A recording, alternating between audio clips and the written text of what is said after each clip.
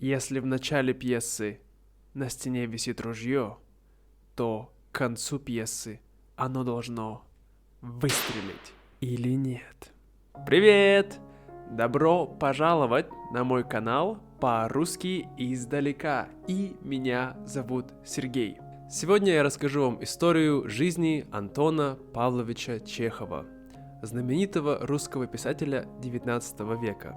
Кем он был, каково было его творчество, а также почему он ушел из жизни так рано. Сегодня мы узнаем об этом. Прежде чем мы начнем, я хочу извиниться за то, что сегодня я буду говорить в нос, потому что я немножко болею. И хочу сказать спасибо всем моим патронам за то, что поддерживаете меня.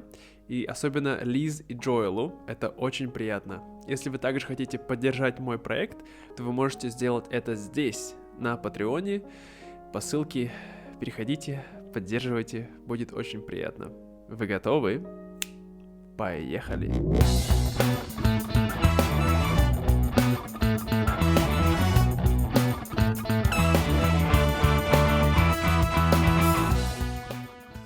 Антон Павлович Чехов родился в 1860 году в городе Таганрог на берегу Азовского моря.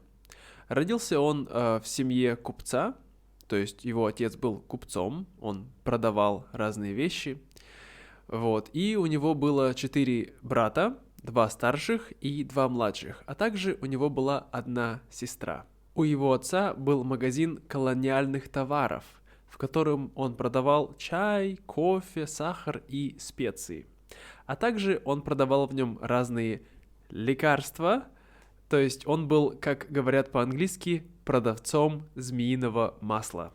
Отец Чехова был очень суровый человек и часто бил своих детей за самое малейшее непослушание. И Чехов до конца жизни не любил своего отца за это.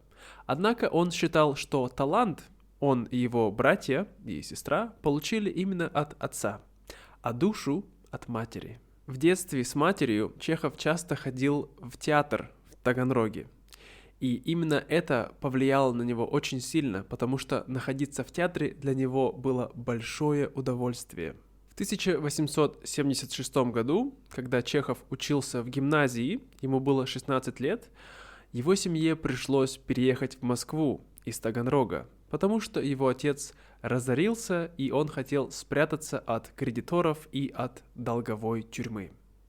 Чехов остался один в Таганроге доучиваться, и ему пришлось обеспечивать себя самому, потому что у родителей не было много денег, ему никто не давал, и ему пришлось давать уроки, заниматься репетиторством. И, конечно, это очень сильно повлияло на его раннее взросление. Во время учебы в гимназии Чехов уже тогда начал писать. Он писал разные рассказы, сценки и подписи к рисункам. Одним из прообразов его персонажей был Эдмунд Дзержинский, учитель математики в его тогдашней гимназии.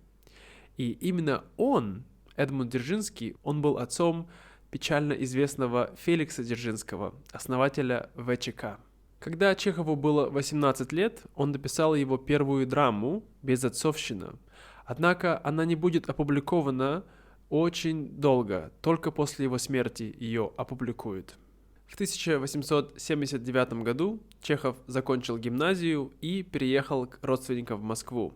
Там он поступил в Московский университет на медицинское училище. Так сильно хотела его мать, чтобы он учился именно там.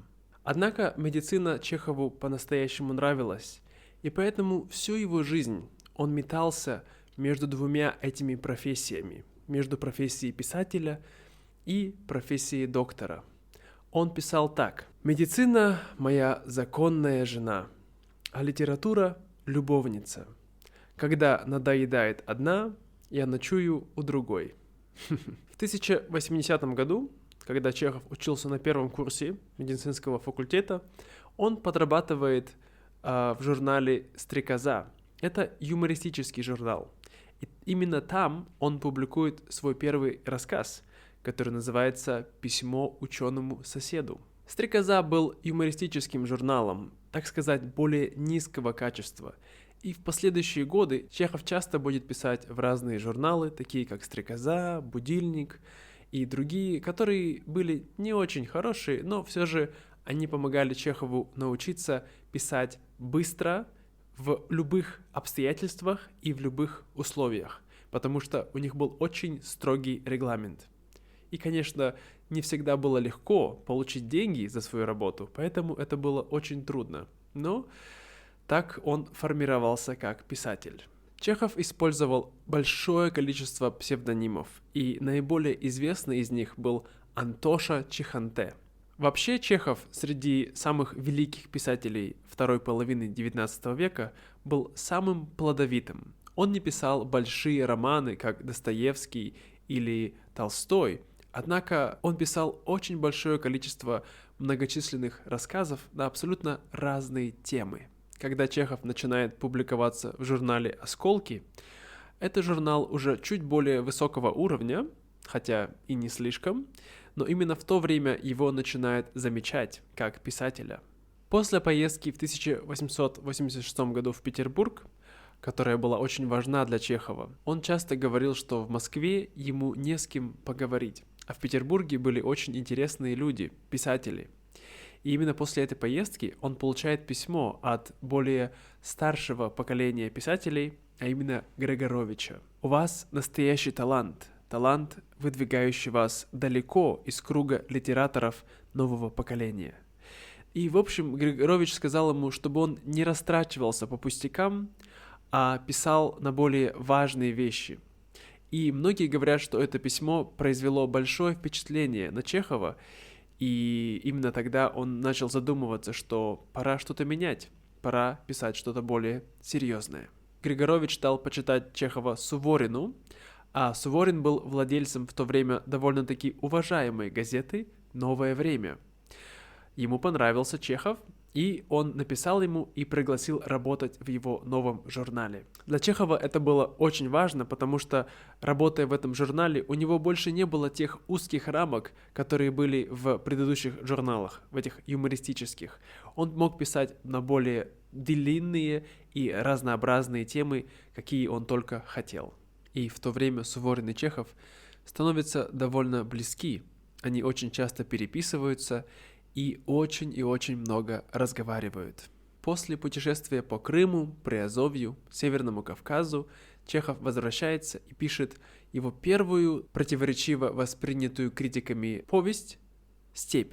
Чехов любил совершать эти поездки, потому что именно с помощью них он, наблюдая за повседневностью, мог проникать в жизнь обычного русского обывателя и писать об этом. Но после выхода его повести «Степь» он получает большое количество критики, потому что люди в то время не понимали, как можно писать, и в то же время ничего не происходит. Зачем описывать какие-то странные звуки, какие-то бессмысленные разговоры?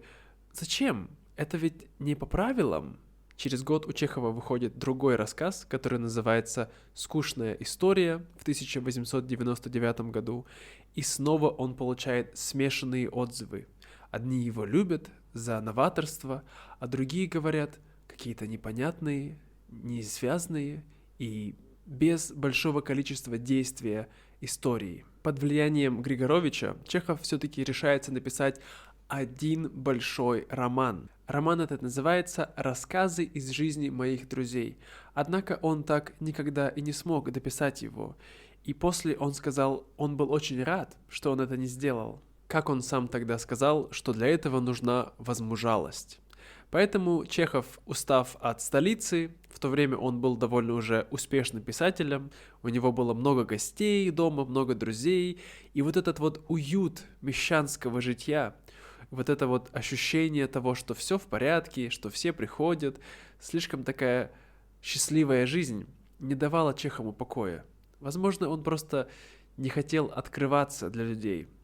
Поэтому он решается отправиться в другое, более трудное путешествие, а именно на остров Сахалин. Чехов ехал на Сахалин через всю Россию, через всю Сибирь.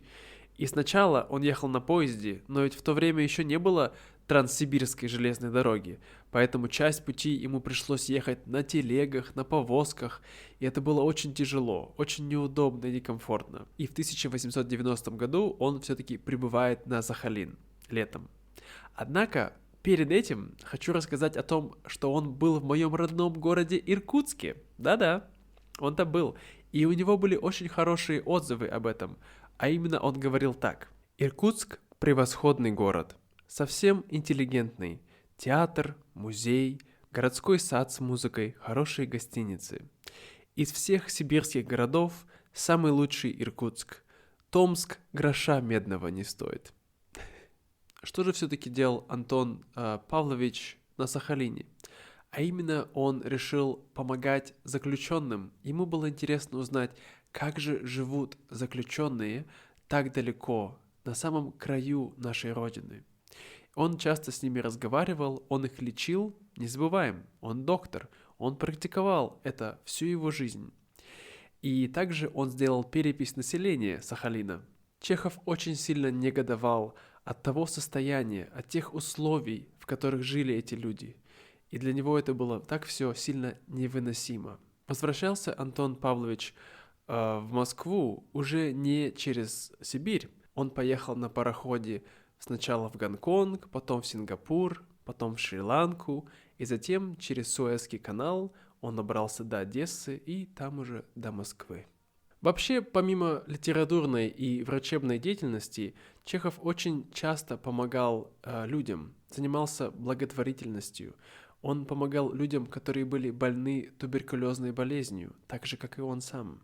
Он организовывал сборы средств нуждающимся, регулярно публиковал в газетах тексты, которые были посвящены положению социально уязвимых групп в России. Этим же Чехов и занимался, когда он вернулся с Сахалина. Он купил имение под Москвой в Мелехово. И там он писал, он очень много всего написал, «Палата номер 6» и многие другие его рассказы. Но, как я сказал, в то время именно там он занимался благотворительной деятельностью. Но, конечно же, Антон Павлович Чехов не был святым. Ему не были чужды плотские желания, скажем так. Поэтому давайте поговорим немножко о его личной жизни. В течение всей его жизни Антон Павлович Чехов довольно имел такие сложные отношения с девушками. Он был очень популярен у них, потому что он был образован, он одевался очень красиво, всегда был очень опрятен.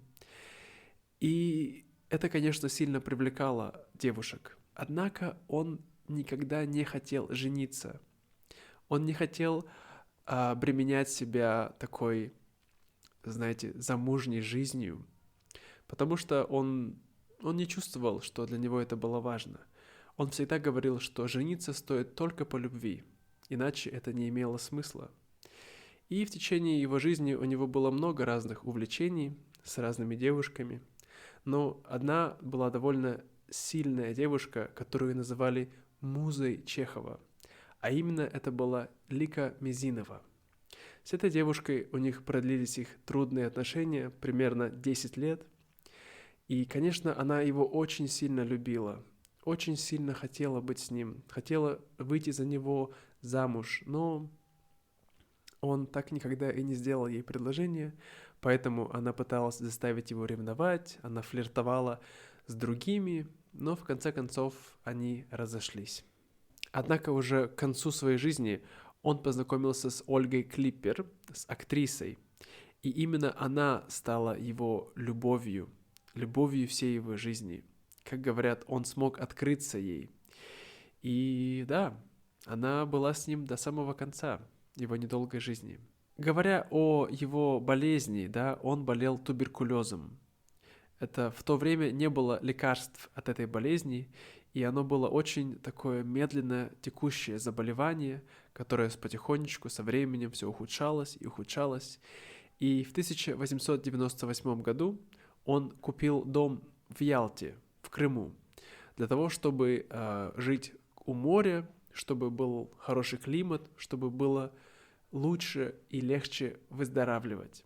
И именно там, живя в Ялте, он пишет свои последние знаменитые повести, такие как «Вишневый сад», «Три сестры» и другие. Но вообще давайте немножко поговорим о творчестве Антона Павловича Чехова. Чем же он был так знаменит? Почему он так был не похож на других писателей своего времени? В его произведениях всегда сочетались такие вещи, как безысходность и сатира. Безысходность, люди говорили, что к чему бы он ни прикасался, то во всем он находил такую безнадегу, безысходность.